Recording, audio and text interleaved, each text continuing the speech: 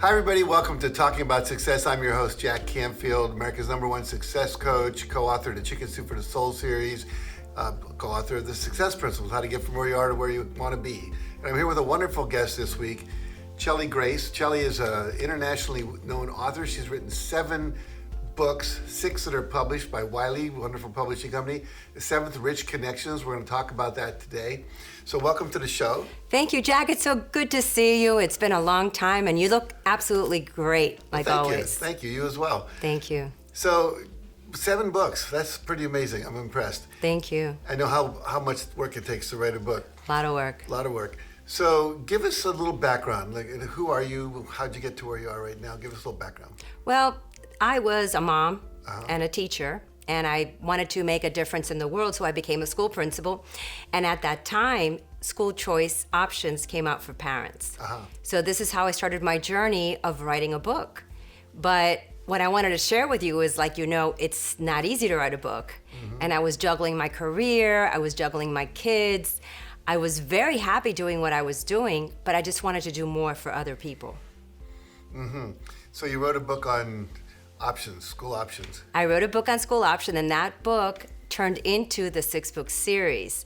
And what I wanted to share with people is, when you have a passion and a burning desire, because I really had a burning desire to share my information with parents. I was a mom, my kids were in school, and there was so much going on with school choice and the charter school movement when it started, that I wanted to give people just a navigation tool to be able to understand it.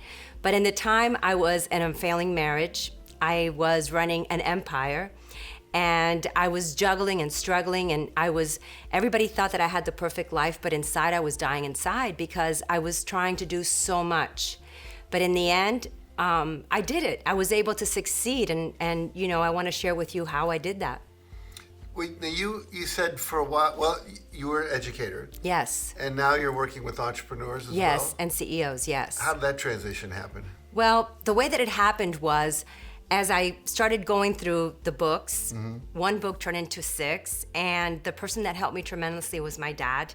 He was a Cuban refugee. We came to this country with nothing.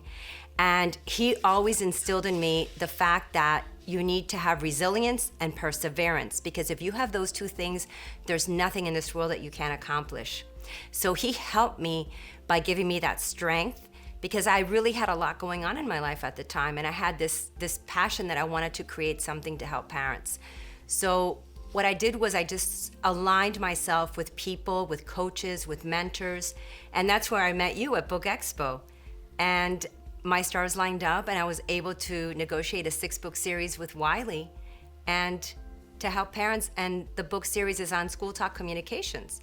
And that's how I transitioned from being a principal into helping entrepreneurs and CEOs, because I do help people now craft the same plan that I did when I was doing the principalship. Talk a little bit about that plan. What was the plan? When you said I crafted the plan for them. Well, the plan is, if somebody has a vision, like I work with people that that are very successful, that are high performing, and they want to up level their game. And what's the best way to do it? By a platform of media. And I am writing this book, Rich Connections, because I'm sharing my story of how I did it.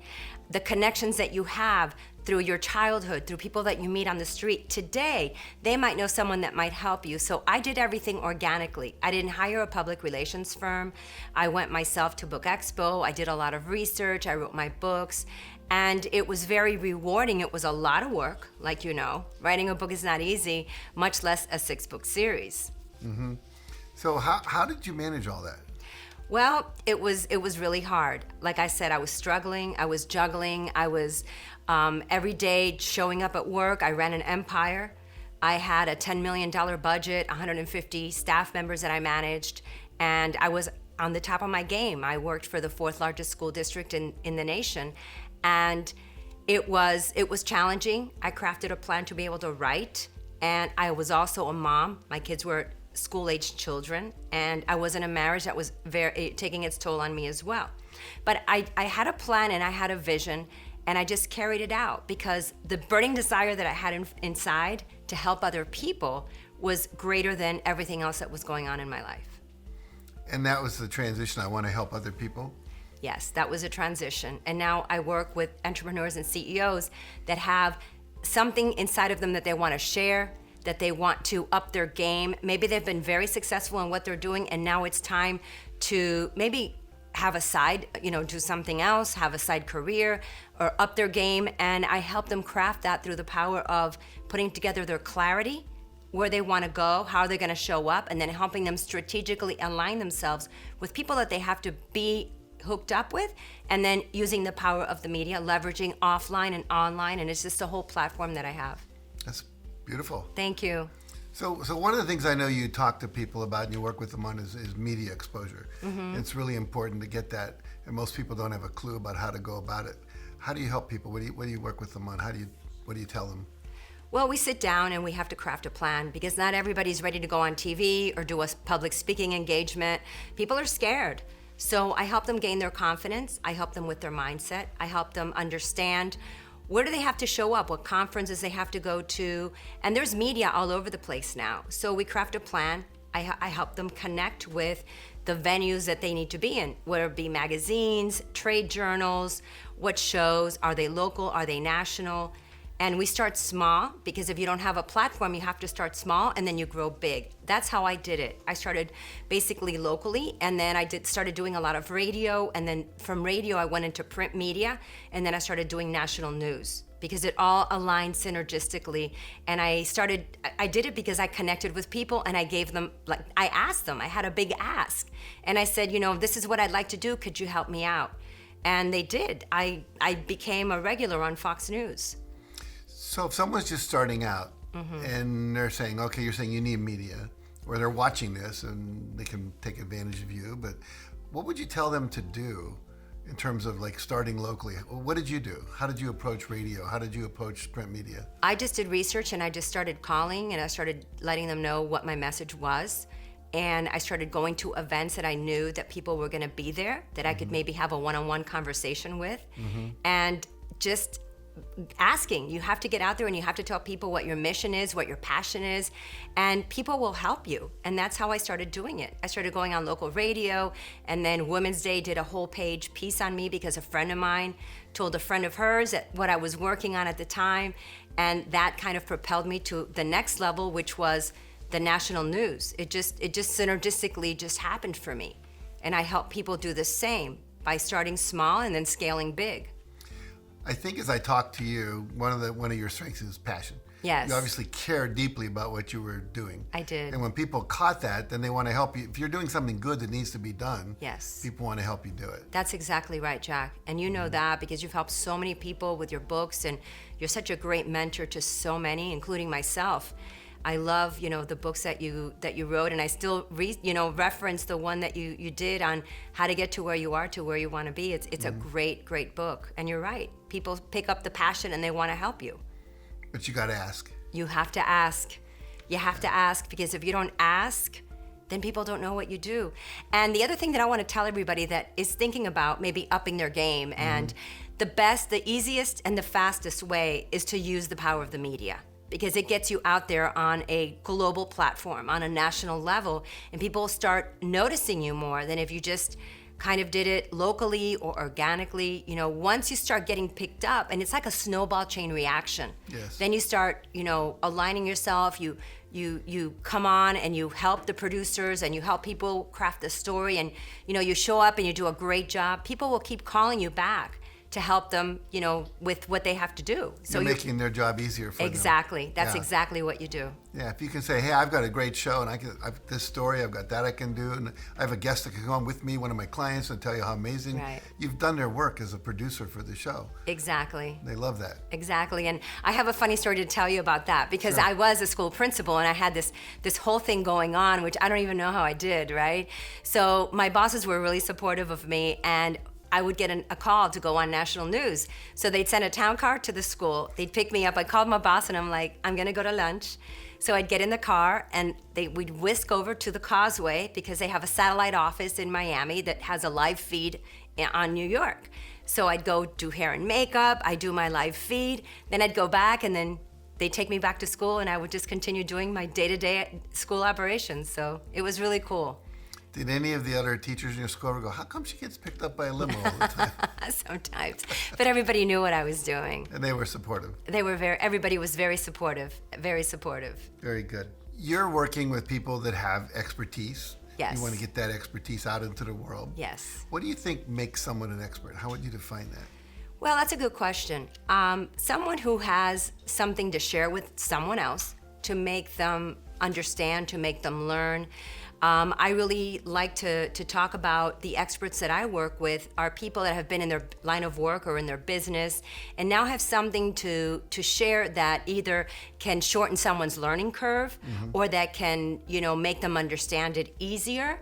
That's what an expert does. You share your knowledge. That's what I did as a school principal. I had knowledge and I took that knowledge of the school choice movement and I was able to kind of put it in layman's terms because sometimes when we're in our own industry, we have our terminology and we have systems that can be very, very difficult to understand if you're from the outside. Right. So an expert is someone that has information that can give that information in a way to make it easier for someone to understand and shorten their learning curve.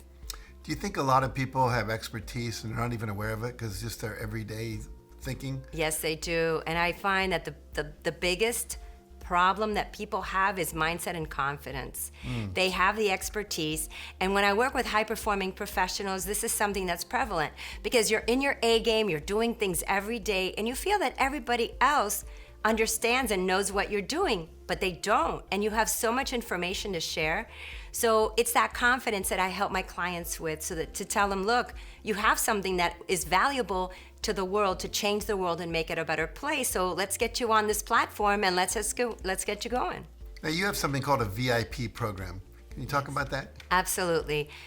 When I start working with my clients, I work one-on-one with them, and we do a 90-day program, and I have 3 phases. The first phase is we identify what they want to do and get really clear on their message so that they stand out. And then we start looking at what types of media they're going to show up in because I help them with even public speaking and I help them craft, but some people do not do well public speaking. So we have to see where they're at. Then the second phase is that we start addressing the target markets that we need to go into that have their ideal clients in. And then the third phase is that we become very strategic and very tactical, and then we just penetrate those markets and we get them out there and we get them known. That's what I do. And so you work with them to get that done? Yes, I do. Very good. I hold their hands, and then after the 90 days, because I believe 90 days is a good game plan, then after that we create a plan for the whole year so that they can continue depending on what their goals and what their mission is for that year for them. Now you work with a lot of clients. Yes. I imagine some people are easier to work with. You call them your ideal clients, or these are my most successful clients. Yes. What are some of the characteristics of what makes a really successful client for you? Someone that's coachable, wants to do the work. They're open-minded, they have passion, and they understand that they have something that they wanted to deliver, and they have to work. They have to work at getting it out there because nothing comes easy, Jack. You know that. You've sold more than 500 million books, and I'm sure you didn't wake up one day and they were all sold and, you were a phenomena. It takes a lot of hard work, and I've worked very hard to get to where I'm at, and that's something that I share. I don't work with everybody.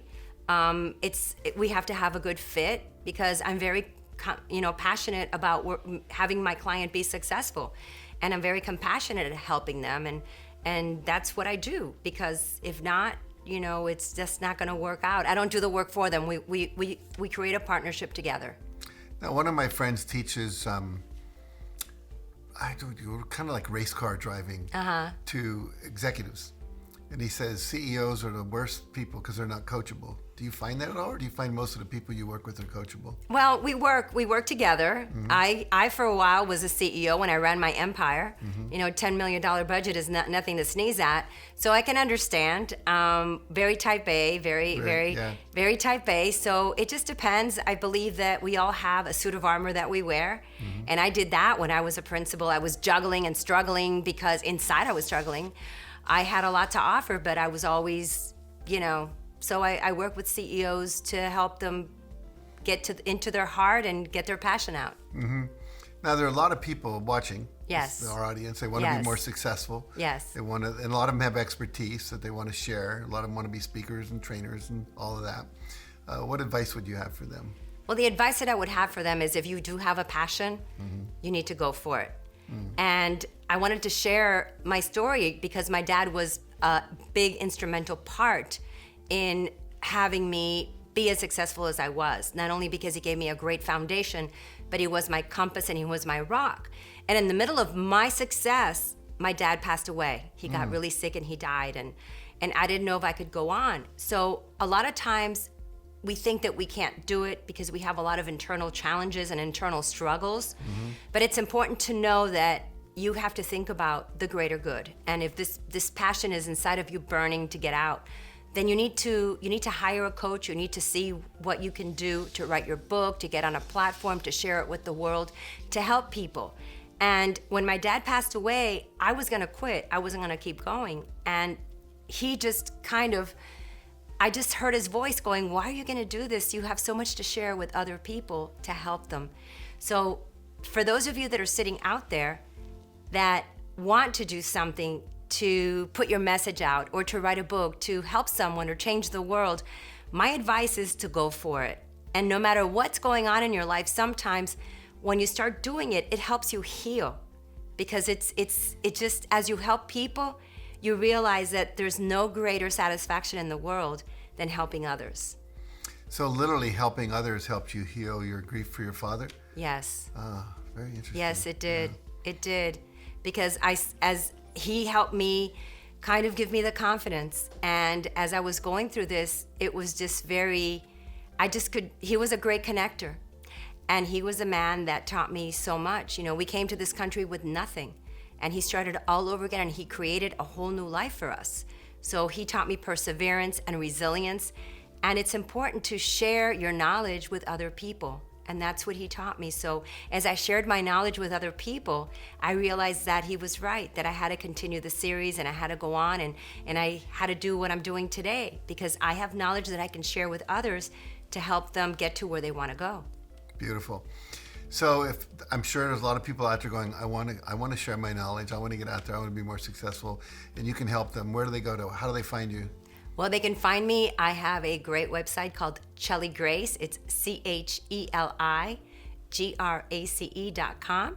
They can find me on LinkedIn. There's also an 800 number that I'm going to give you that. Yeah, we'll put that on the screen. Yeah, you put that on the screen. But I'm here and I work with clients from all over the world. That's the great thing about the world that we live in today, that I can help people no matter where they are. Thank God for Skype and Zoom. That's right. Very good. Well, I'd love that. I'm just unhappy that we don't have more time, but I love what you shared with us. Really good. Thank you. Good. And so, thank you for being so passionate and for not giving up on your dream. Never. You can never give up on your dream. That's really important. And that's one thing to share with everybody, that you have to share your dream because life goes by and it goes by so quickly. So it's important to do that, Jack. And thank you. It's been great being here with you today. Thank you. Thank you very much. So you heard it, folks. You do not want to die with your dream inside of you. We're all here for a purpose. We have something we came to do, something to manifest, something to share with the world. And often we underestimate that. And when we do have it, we underestimate ourselves and our ability to get it out there. And there's a lot you can learn. My great teacher once said, you don't have to learn everything yourself. Learn from other people's experience. And Cheli has had a lot of experience that can help you be more successful. So make sure to go to her website, check in with her, and allow her to help you get where you want to go and have your dream become a fulfilled dream in your life. So thank you for joining us, and we'll be here with you next week and talking about success.